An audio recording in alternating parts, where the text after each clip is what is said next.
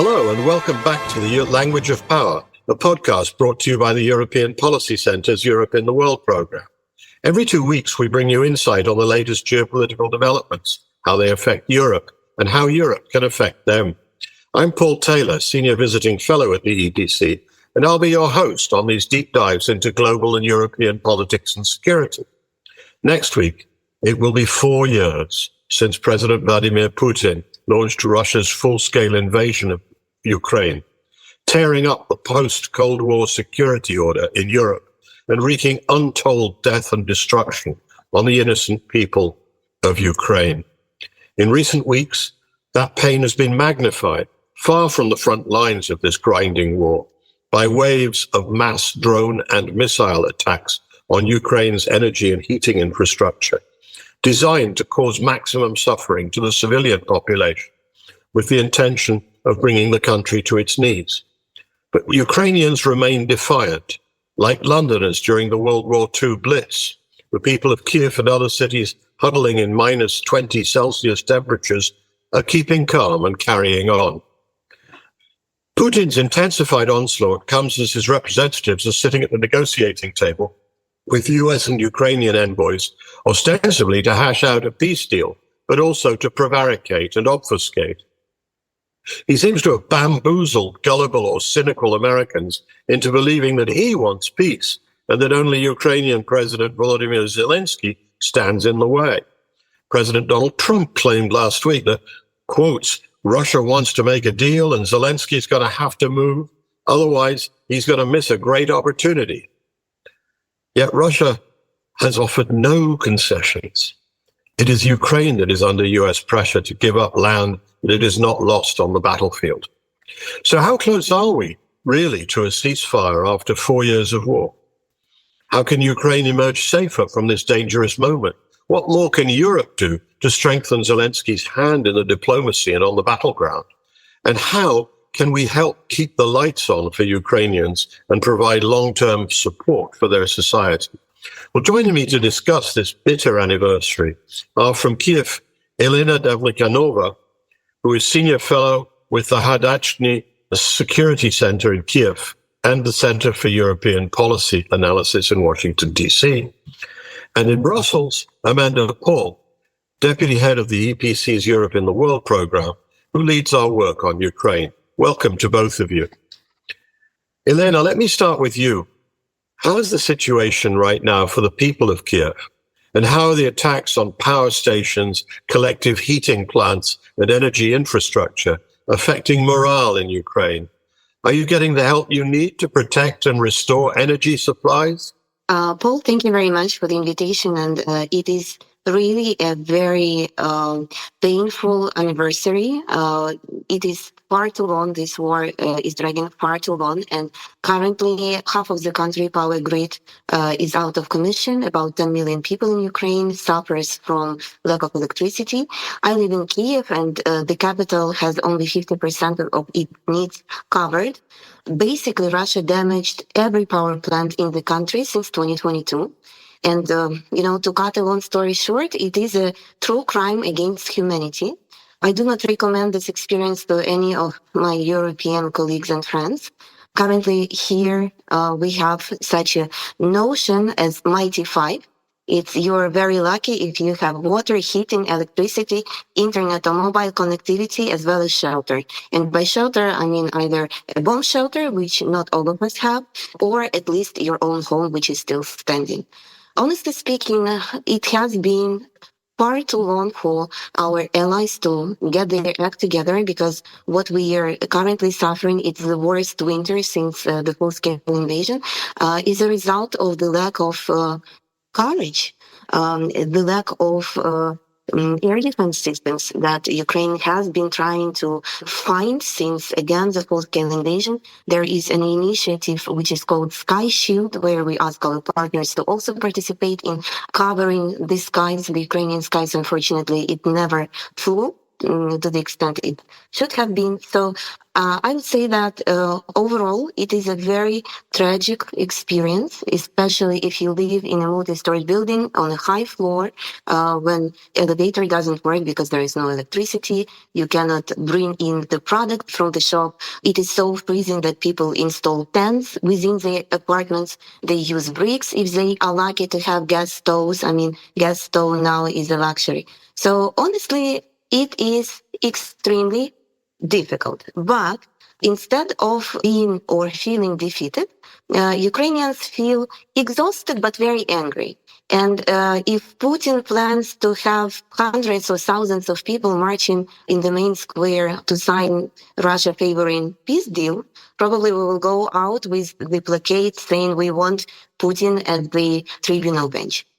Well, turning to the political situation, President Zelenskyy has endured a year of humiliation and strong pressure from the White House since President Trump took office.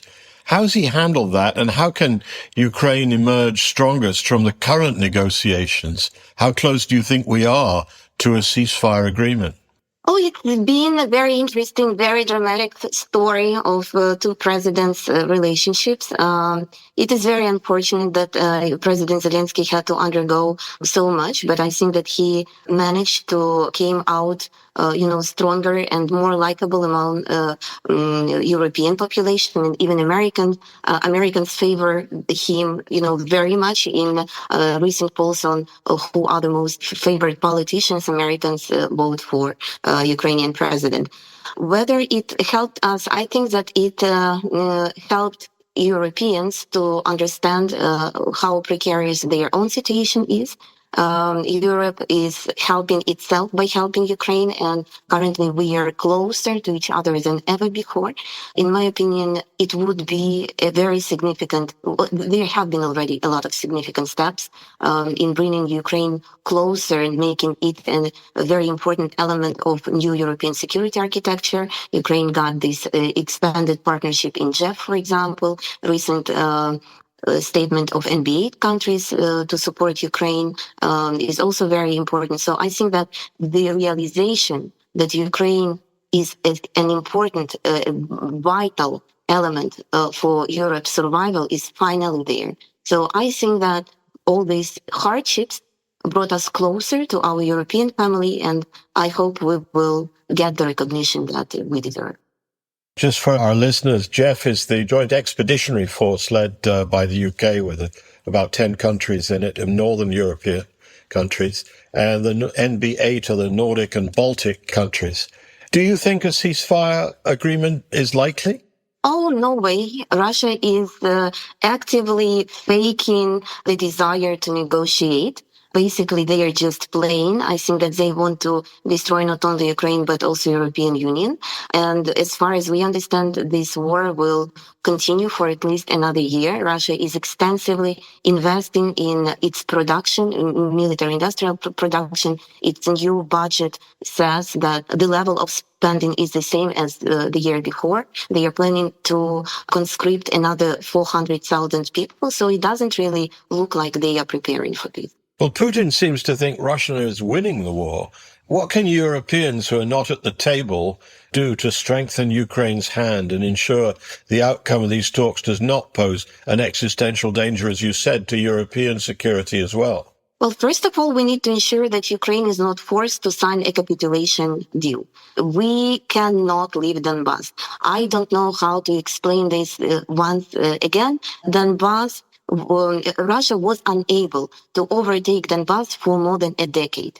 That is why they are trying to do it in a diplomatic way. There is this security belt, a chain of very well-equipped fortresses that keeps Russia away. As soon as they occupy Donbass under any pretext, whether this is free economic zone or whatever else, they will have a free way to the whole left bank Ukraine. Kharkov will be under attack, Dnipro, Poltava, you name it. It will be a clear break into Ukraine's defeat within the next couple of years, and a very good platform for another attack. So what we need this particular demand to be off the table. We need very specific, very clear security guarantees. It would be very nice of our partners to stop being afraid of Russia and actually show that they are ready to fight with Ukraine on our territory right now. Because if Ukraine falls, everything that we experiences will be imported to European state. So I think that the threat assessment should be shared, as well as all the risks and all the possibilities that a closer cooperation opens for us. So what we need more missiles, especially long range, middle range missiles. We need more air defense. We need a better cooperation in intelligence. We need co-production. And of course, funding for the military and Ukraine's budget. Amanda, let me turn to you. Europeans are now making the biggest contribution to support Ukraine since Trump halted US financial and most material assistance on taking office. What more can they do to see that Kiev prevails? Thank you, Paul, for the invitation to the podcast. I mean, Europe is a slow-moving animal and one of many parts. But what we've seen over the last 4 years is that Europe has started to actually step up to do much more. And it certainly started to fill the vacuum left by US assistance, although certainly not entirely. Unfortunately, I think there's a bit of a tendency in Europe to congratulate itself for what it's done so far, rather than actually really doubling down on doing much more for Ukraine. And this is a mistake, particularly at this moment. They should be acting from a position of strength to strengthen Ukraine. Perhaps just to reiterate what Elena just said, it's absolutely crucial that they need to go much further in terms of scaling up military assistance to Ukraine, particularly ammunition and air defense systems deliveries and all of the other bits and pieces that are linked to that, as well as scaling up defense production with Ukraine, something that we haven't seen a huge amount of so far. There seems to have been a resistance from some in the EU to actually really carry out serious joint weapons production with Ukraine. So we need to see movement on that. At the same time, Europeans need to get themselves into the tent, so to speak. And by the tent, I'm talking about the table where the negotiations are going on at, because at the moment, it's still a Russian-Ukrainian American affair. There's no seat for Europe. So Europe needs to find a way into that tent. They need to identify who could be in that tent, and they need to show that they are the ones providing Ukraine with most of the support now, and that gives them the right to be at that table rather on the sidelines, because at the end of the day, this war is about the future of European security, and having the EU or Europeans excluded is just absolutely not in their interests, nor in Ukraine's interests. And in addition to that, they need to be decisive in starting accession negotiations with Ukraine. I mean, this has been talked about for many months, or even longer. And we recently had the new initiative by President von der Leyen called Enlargement Light, where Ukraine could potentially join the EU in January 2027, not with all of the voting rights or whatnot, but they would still be in the club. This should be a geopolitical imperative. Ukraine needs to be given a clear plan, a clear roadmap to when it's actually going to be able to join the EU, because the EU is seen as some sort of security guarantee for Ukraine. I mean, it's obviously not comparable at all to Article 5, but just by being in the EU means that Ukraine is part of the EU, and to put it the other way, the EU is part of Ukraine. So they would be 100% together, facing the same challenge, because I think from some corners of Europe, there's still a resistance to really accept that the war in Ukraine is Europe's war. Some countries that are further away, they may say that in a slogan, but actually doing what's necessary to support Ukraine and see that this war ends as soon as possible in a sustainable and just way for Ukraine with effective security guarantees. We're still far from that. There's been many conversations about security guarantees, but there's nothing yet in concrete. There are no legally binding security guarantees yet. You've anticipated my next question, because I was going to ask you about the possibility of the European Union committing to a deadline for Ukraine to join the EU after a peace deal. But, I heard even the Latvian president, who's a strong supporter of Ukraine, saying at the Munich Security Conference, well, I don't think we'll get a date this year. He was being, I think, realistic rather than saying what he wanted. So how could the EU, which has always made accession the final stage of a long and rigorous process of adopting European laws and standards, change its enlargement policy? And would it have to do it just making an exception for Kiev, or would it change the enlargement policy for everybody and say, well, Serbia, Bosnia, all these countries that have been knocking at the door for 15 years, Moldova, which is in the same way as Ukraine, come on in and we'll sort things out later. How realistic is that, Tamanda? I mean, at the end of the day, it depends on whether the Europeans have the necessary, let's say, strategic foresight and political will to take such a bold decision. I mean, I can't say whether or not it should also apply to the Western Balkans, Moldova, or even to Turkey, because they're all candidate countries. But the thing is, it should be prioritized for Ukraine. It would be a strong message of the EU's commitment to Ukraine in every possible way.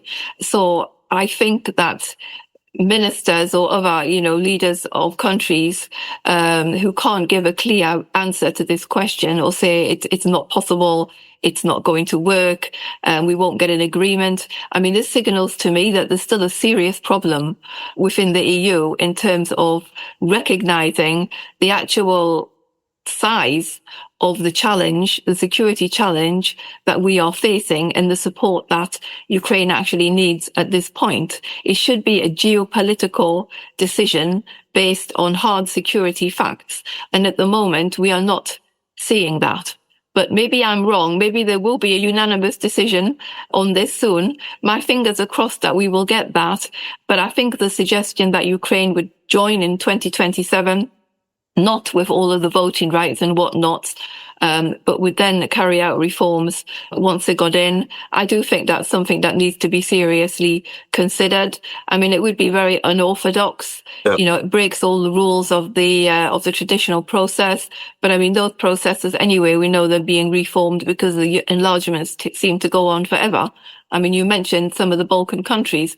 Some of those countries have been in the waiting room for 2 decades. I mean, 2 decades is really a long time. Ukraine doesn't have 2 years, let alone 2 decades. There needs to be decisive action now. Well, some of the Balkan countries, I guess Brussels would say, haven't done the reforms that even Ukraine has been pressing ahead with during that period. Just to pin you down on one thing, you saying that Ukraine should join even if it's still at war in a year's time? Yes. I mean, at war or not at war, Ukraine should be given a date for membership. Full stop. It's very important, and this has been flagged by President Zelenskyy actually repeatedly over the last weeks. I mean, one would hope that Ukraine won't be at war, but I don't think that the war should be a hurdle for actually granting Ukraine membership of the EU. I mean, this would only favor the Russians. If you're going to say, oh yes, by the way, Ukraine can only be a member if we have a full end to the war, that's like a green flag to him to keep going. I guess that's the case, but, we've had our problems in the EU with importing countries that were in disputes and where there were fights over, or even if they were frozen conflicts over territory, as we know. Elena, let me come back to you. What's your one wish for the next few months from Europe? What's the thing that you wish for most? May I provide a list? I have a couple. Yeah. Go on. Okay, so the first one, I wish our European friends would follow Amanda's advice about Ukraine's EU admission. I would like calls to be over because it is really hard to live here. I would like to see Putin on the bench for crimes against humanity in the criminal justice court or on the tribunal, special tribunal. Of course, more co-production with Europeans. These are always good news. More strikes over Russian energy system, because if Russians like war, they need to feel it too. More arrest or destruction of Russian shadow fleet. There is also sanctioning act in United States Congress, which is on sanctioning of shadow fleet and also Russian sanctioning act. They have to be adopted. And, well, of course, support of Ukraine's initiative on Sky Shield and recognition of Europe that it is already at war with Russia. Pogorelny developed this interactive tool showing that the sub-threshold warfare against Europe is so diverse and so intense that we are all in the same boat. So let's unite and ensure that Russia is strategically defeated. Well, that's a very long wish list, and the ones that I think, where there's chance of moving things forward in the near future, I would think definitely the shadow fleet must be more action against the shadow fleet, which moves Russian oil around the world in defiance of our sanctions, must be the most likely, I would think. Some of the other ones, as the old Jewish joke says, the impossible we do immediately, miracles take a little bit longer. Amanda, your wish list for the near future? I mean, probably top of the list would be to hear less grumbling about Donald Trump. Stop grumbling and actually acting, because it starts to get rather boring to blame everything on the United States and complain about this and that or the other.